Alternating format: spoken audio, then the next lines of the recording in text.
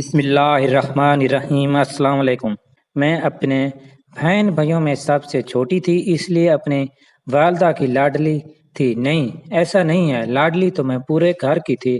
میرے والد سرکاری ملازمت سے ریٹائرڈ ہو چکے تھے، گھر کے حالات بس نارمل ہی چل رہے تھے۔ 2 بھائیوں کی شادیاں ہو چکی تھی جو اپنی اپنی زندگیوں میں مصروف تھے، مل جل کر، اور کچھ والد صاحب کی پنشن سے گھر ایک مستقل مزاجی سے چل رہا تھا۔ ذرا سی بھی تبدیلی ہمارے گھر کو ہلا سکتی تھی۔ میری والدہ جو ہر وقت میرے لیے کچھ نہ کچھ کرتی رہتی، انہوں نے مجھے گھر کے کاموں میں بالکل بھی نہیں الجھنے دیا، بلکہ کہتی تھی کہ بیٹی پڑھو اور پڑھ لکھ کر کچھ بن جاؤ، اپنے پیروں پر کھڑے ہو جاؤ۔ آج کے زمانے میں لڑکے اور لڑکی میں کوئی فرق نہیں، تم سب کچھ کر سکتی ہو۔ میں اپنی والدہ کے اس فرمان کو دل و جان سے زیادہ عزیز جانتے ہوئے دن رات صرف پڑھائی ہی کی طرف توجہ رکھتی، لیکن کسے معلوم تھا کہ حالات ایسے تبدیل ہوں گے کہ سب کچھ ہی الٹا سیدھا ہو جائے گا، سب کچھ بکھر جائے گا۔ ہمارا گھر جو ایک تسبیح کے دانوں کی طرح بالترتیب دھاگے میں پرویا ہوا تھا، کوئی اپنی جگہ سے ذرا بھی نہیں ہٹ سکتا تھا، بس اپنی اپنی باری پر ذرا آگے پیچھے ہوتے اور پھر اپنی روٹین میں مصروف ہو جاتے۔ لیکن اچانک ہماری تسبیح کی لڑی ہی ٹوٹ گئی۔ میری والدہ اچانک بیمار ہو گئی، گھر سے باہر نکلی تھی سودا سلف لانے کے لیے، جیسے ہی دروازے سے باہر تھری پر پاؤں رکھا، پاؤں مڑا اور والدہ کمر کے بال سخت فرش پر گر گئے، جس کی وجہ سے ان کے ریڑھ کی ہڈی کے موہرے کھل گئے۔ ڈاکٹر نے مستقل بیڈ ریسٹ بتایا۔ اب اچانک میرے نازک کندھوں پر سارے کا سارا کام آن پڑا۔ کالج کی پڑھائی بھی ساتھ ساتھ جاری تھی اور گھر کے کام کاج بھی بڑی محنت سے کر رہی تھی۔ کوشش تو یہی کیا کرتی تھی کہ کسی کو مجھ سے کوئی شکایت نہ ہو، لیکن ایسا کب تک چل سکتا تھا؟ شروع میں تو سب کچھ صحیح رہا، دونوں بھابھیوں نے شاباشیں دی، لیکن جیسے ہی میرے امتحانات شروع ہوئے، میں نے گھر کے چند کاموں سے معذرت کی، جس پر دونوں کو ہی تکلیف شروع ہوئی۔ دونوں نے بھائیوں سے شکایت کرنی شروع کر دی کہ عروج صاحبہ گھر کے کسی کام کو ہاتھ نہیں لگاتی۔ اب کیا تھا، بھائی نے یہ نہیں دیکھا کہ اصل صورتحال ہے کیا؟ بس ایک دن صبح اچانک میرے سامنے آ کر کھڑے ہو گئے اور کہنے لگے کہ تمہیں کوئی شرم ہے یا نہیں؟ گھر کے کام کاج کون کرے گا؟ تمہیں نہیں معلوم کہ تمہاری بھابھی کی کیا حالت ہے؟ وہ کام کاج کیسے کرے؟ اس کے دونوں بچوں کو بھی تو سنبھالنا ہوتا ہے، لہذا تمہیں چاہیے کہ تم ان کا ہاتھ بٹاؤ۔ میں تو بس میں ہی کرتی رہ گئی۔ بھائی آئے اور اپنی بیوی کی زبان بول کر چلتے بنے۔ میں کچھ سمجھ نہ پائی کہ اب میں کیا کروں۔ میں نے اپنی والدہ سے کہا کہ بتائے میں کیا کروں؟ والدہ کہنے لگی بیٹا مشکل وقت ہے، کاٹ لو، میں ٹھیک ہو جاؤں گی، سب بہتر ہو جائے گا۔ کاش ایسا ہوتا، ایسا کچھ بھی نہیں ہوا۔ والدہ کی طبیعت دن بدن خراب ہی ہوتی چلی گئی۔ اچانک ایک دن ڈاکٹر صاحب والدہ کو گھر پر چیک کرنے آئے تو انہوں نے محسوس کیا کہ والدہ کا بخار تیز ہوتا جا رہا ہے۔ میں نے ابا کو بتایا، ابا نے ڈاکٹر صاحب سے پوچھا تو انہوں نے کچھ ٹیسٹ لکھ کر دیے کہ کروائیں، پھر دیکھیں گے کہ کیا وجہ ہے۔ بس میرا دل وہیں سے کھٹک گیا۔ خدا خیر ہی کرے۔ ٹیسٹ کروائے گئے تو رپورٹس اپنے ساتھ ہمارے گھر کی تباہی اور بربادی کا سامان ساتھ لے کر آئی۔ پتہ چلا کہ والدہ کو ہیپاٹائٹس سی ہو چکا ہے اور آخری سٹیج پر پہنچ چکی ہیں۔ اس خبر نے تو سارے گھر کو ہلا کر رکھ دیا تھا۔ والدہ بھی سن کر خاموشی ہو گئی۔ اگلے دن صبح سویرے جب میں نماز کے لیے اٹھی تو والدہ نے روز کی طرح مجھے نہیں پکارا۔ میں جب ان کے پاس گئی تو ان کی آنکھیں کھلی تھی مگر ان میں جان نہیں تھی۔ میری والدہ مجھے چھوڑ کر جا چکی تھی۔ سب نے بہت سوگ منایا، رشتہ دار دور دور سے آئے۔ تقریباً ایک ہفتے کے بعد جب میں کالج جانے لگی تو بھابھی نے صبح بھائی کو اشارہ کیا اور بھائی نے دور سے ہی آرڈر فرما دیا کہ آج سے کالج جانے کی کوئی ضرورت نہیں۔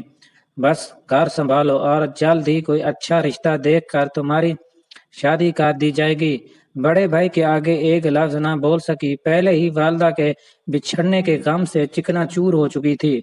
ये गम भी गरम गरम लोहे पर हथौड़े की चोट की तरह आकर लगा। मुझे जिधर को मोड़ा गया मैं मुड़ गई। कॉलेज को खैर बात कह दिया गया। अब तो बस हर वक्त घर के काम काज, रोजाना सुबह सवेरे उठ कर नमाज पढ़ती, कुरान पाक की तिलावत करती और फिर घर के वो सब काम काज करती जो वालदा किया करती थी।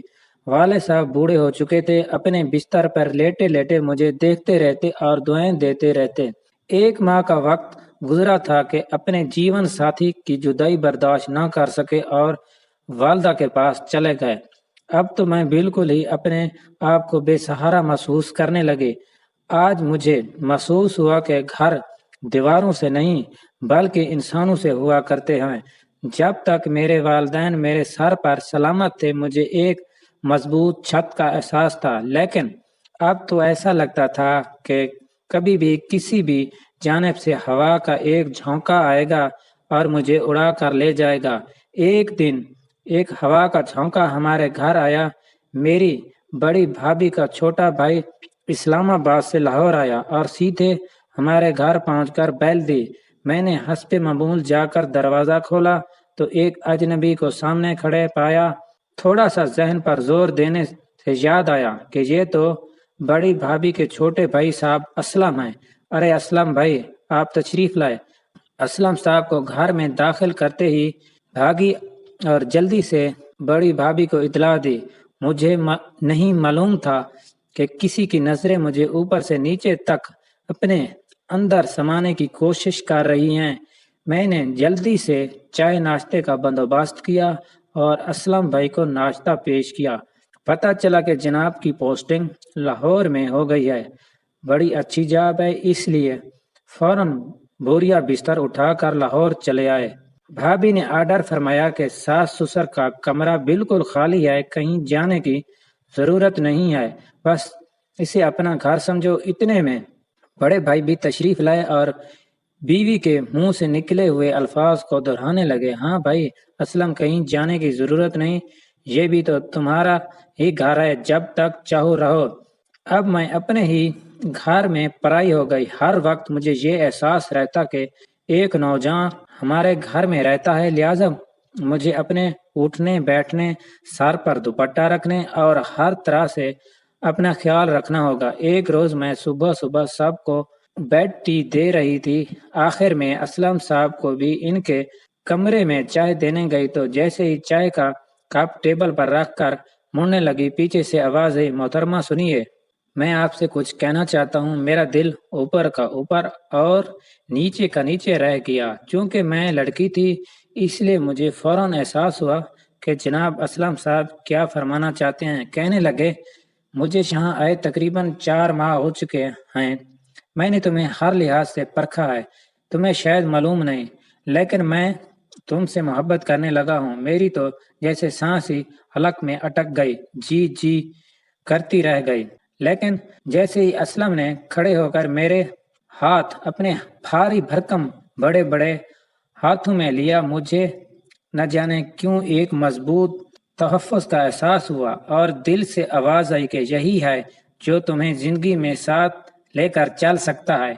मैं खामोश बुत बनी खड़ी रही और असलम साहब की तमाम गुफ्तगू सुनने के बाद जब इन्होंने मुझसे पूछा कि क्या तुम भी मुझसे मोहब्बत करती हो, तो मुझे नहीं मालूम कि मेरी गर्दन क्यों हली, लेकिन हल गई और मुस्बत जवाब पाकर असलम बहुत खुश हुए।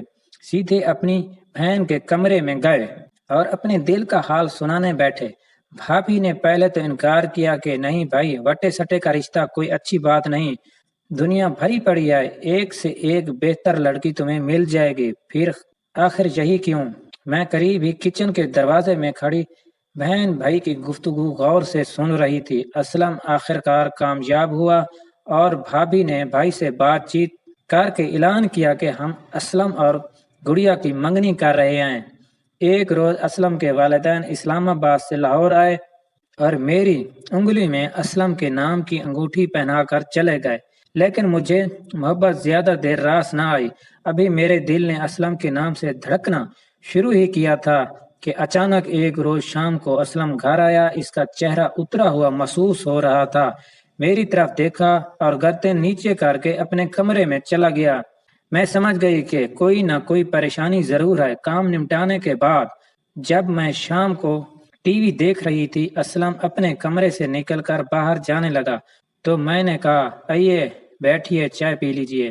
اسلم خاموشی سے آ کر صوفے پر بیٹھ گیا اور ٹی وی دیکھنے لگا۔ میں جیسے ہی چائے کا کپ پکڑانے لگی تو اسلم نے پھر میری آنکھوں میں آنکھیں ڈال کر دیکھا اور کہنے لگا، مجھے تم سے کچھ کہنا ہے۔ میں نے کہا، فرمائیے۔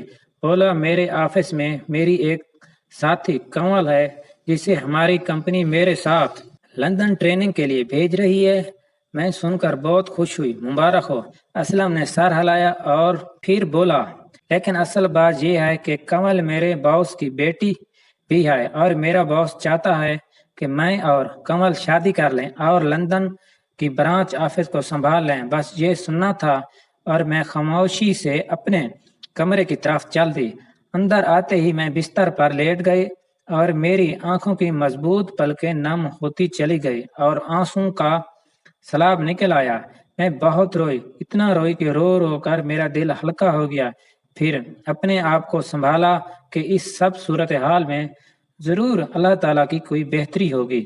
پھر کیا تھا، سب کچھ خاموشی سے ہوتا چلا گیا۔ ایک دن میں نے انگوٹھی اتار کر اسلم کے کمرے میں ٹیبل پر رکھ دی۔ 2 روز بعد اچانک اسلم اپنے سامان کے ساتھ چلا گیا۔ میں اپنی ایک سہیلی کے گھر گئی ہوئی تھی۔ واپسی پر معلوم ہوا کہ اسلم کی فلائٹ 3 بجے پرواز کر چکی ہوگی۔ میرا دل ٹوٹ چکا تھا، بکھر چکا تھا۔ ہر لمحے مجھے یوں محسوس ہوتا تھا جیسے میرے ہر قدم کے نیچے میرے دل کی کرچیاں کرچ کرچ کر رہی ہوں۔ میں کسی سے بھی بات چیت نہ کرتی، بس خاموشی سے زندگی کے دن گزارتی رہی۔ بس اب میری مصروفیات یہی تھی کہ گھر کے کام کاج سے فارغ ہو کر ہمسائے میں ہی ایک سہیلی نجی کے گھر چلی جایا کرتی تھی اور اپنے دل کی ہر بات نجی سے کر لیتی تھی۔ نجی دل کی بہت اچھی تھی، ایم اے کے آخری سال کی اسٹوڈنٹ تھی، میرے ساتھ اپنا ہر دکھ شیئر کرتی۔ ایک روز جب میں نجی سے ملنے اس کے گھر گئی تو ایک اجنبی شخص نے دروازہ کھولا اور بولا، جی فرمائیے۔ میں جھجک کر بولی، جی نجی سے ملنا ہے۔ جی وہ تو اپنی خالہ کے ہاں گئی ہوئی ہیں۔ آپ کون؟ جی میں اس کی سہیلی عروج ہوں۔ میں جلدی سے واپس اپنے گھر کی طرف مڑی، لیکن مجھے محسوس ہوا جیسے کسی کی نظریں میرے ساتھ ساتھ میرے گھر کے دروازے تک مجھے چھوڑنے آئی تھی۔ اگلے ہی دن نجی نے مجھے بتایا کہ کل صبح ہی میرے کزن انگلینڈ سے آئے ہیں اور پتہ ہے وہ پاکستان اپنے لیے ایک خوبصورت سی دلہن ڈھونڈنے آئے ہیں۔ میں نے کہا، کیوں، کیا انگلینڈ میں خوبصورتی کی کمی ہے؟ نجی اور میں دونوں ہنسنے لگی، پھر بولی، ارے نہیں پاگل، دراصل انہیں مشرقی لڑکی چاہیے جو انگلینڈ میں رہتے ہوئے بھی ہماری تہذیب کو قائم و دائم رکھ سکے۔ اور پتہ ہے اصل بات یہ ہے کہ انہوں نے کل تجھے دیکھا اور دیکھتے ہی رہ گئے، اور وہ چاہتے ہیں۔ جیسے ہی نجی نے کہا کہ چاہتے ہیں، میں نے کہا، اچھا نجی میں چلتی ہوں، بہت دیر ہو گئی۔ نجی کی بات ادھوری کی ادھوری رہ گئی، لیکن جو قسمت میں لکھا ہو اسے کون ٹال سکتا ہے۔ اگلے ہی روز نجی کی والدہ میرے بھائی بھابھی کے سامنے بیٹھی تھی اور میرا رشتہ اپنے بھانجے کے لیے مانگ رہی تھی اور یہ بھی اطلاع دے رہی تھی کہ شادی کے فوراً بعد لڑکی انگلینڈ چلی جائے گی۔ ٹھیک 15 دن کے اندر اندر میری شادی نجی کے کزن حنیف سے ہو گئی اور اب نجی مجھے بھابھی کہہ کر چھیڑا کرتی تھی۔ حنیف بہت ہی شریف اور اچھے انسان تھے۔ انگلینڈ میں ان کا اپنا بہت بڑا سٹور تھا۔ ایک دن صبح گھر سے نکلے اور شام کو واپس آ کر اطلاع دی کہ پرسوں صبح 10 بجے ہماری فلائٹ ہے، انگلینڈ کے لیے اپنی پیکنگ کر لو۔ میں نے بڑی خوشی سے پیکنگ کی اور جب ہم لندن کی پرواز کے لیے ایئرپورٹ پہنچے تو سب بھائی بھابھی اور نجی کی پوری فیملی ہمیں سی آف کرنے کے لیے ہمارے ساتھ ایئرپورٹ پر آئی۔ مجھے کچھ سمجھ نہیں آ رہا تھا کہ زندگی مشین کی طرح چلتی جا رہی ہے، ایک کے بعد ایک تبدیلی، شاید اسی کا نام زندگی ہے۔ جہاز میں پہلی مرتبہ سفر کیا، لیکن چونکہ حنیف میرے ساتھ تھے اس لیے مجھے ذرا بھی پرابلم نہ ہوئی۔ اب جب ہم انگلینڈ کے ایئرپورٹ سے باہر نکلے تو ایک ٹیکسی ہمارے سامنے آ کر رکی۔ حنیف نے ڈرائیور کو اشارہ کیا اور گاڑی میں بیٹھ گئے۔ ڈرائیور نے بیٹھ کر دونوں سوٹ کیس گاڑی کی ڈگی میں رکھ کر فوراً ٹیکسی کو انگلینڈ کی بڑی بڑی سڑکوں پر دوڑا دیا۔ حنیف مجھے کھڑکی میں سے بہت ساری بلڈنگز کی طرف اشارہ کر کر کے بتا رہے تھے کہ یہ فلاں بلڈنگ ہے، یہ فلاں راستہ فلاں جگہ جاتا ہے، لیکن مجھے معلوم ہے کہ سب کچھ میرے سر کے اوپر سے گزر رہا تھا۔ اچانک میری نظر ٹیکسی کی سامنے سکرین پر پڑی۔ جب میں نے آگے کا نظارہ دیکھتے دیکھتے درمیان میں لگے شیشے میں ڈرائیور کو دیکھا تو میرا دل حیران سا رہ گیا۔ وہ اور کوئی نہیں بلکہ اسلم ہی تھا۔ میں نے بڑے آرام سے حنیف کو مخاطب کیا اور کہا کہ حنیف یہ تو اسلم لگ رہے ہیں۔ حنیف نے غور سے سنا اور دیکھ کر بولے، کون اسلم؟ جی وہی جن سے پہلے میری منگنی ہوئی تھی۔ حنیف نے بڑے حوصلے سے اسلم سے سلام دعا لی اور حال احوال پوچھا تو پتہ چلا کہ اسلم اور کمل کی طلاق ہو چکی ہے۔ کمل نے کسی انگریز سے شادی کر لیا اور اسلم اب اکیلا رہتا ہے۔ حنیف نے گھر پہنچ کر اسلم کو اندر بلایا اور دونوں نے اپنے بارے میں ایک دوسرے کو مکمل تفصیلات بتائیں، اور پھر حنیف نے اسلم کو اپنے ساتھ سٹور پر رکھ لیا۔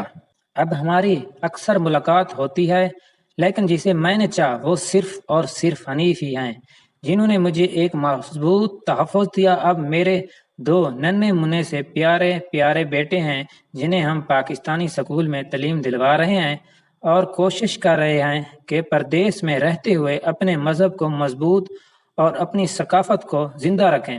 میرے دونوں بیٹے قرآن حفظ کر رہے ہیں، دعا کیجیے اللہ تعالیٰ انہیں نیک انسان بنائے، آمین۔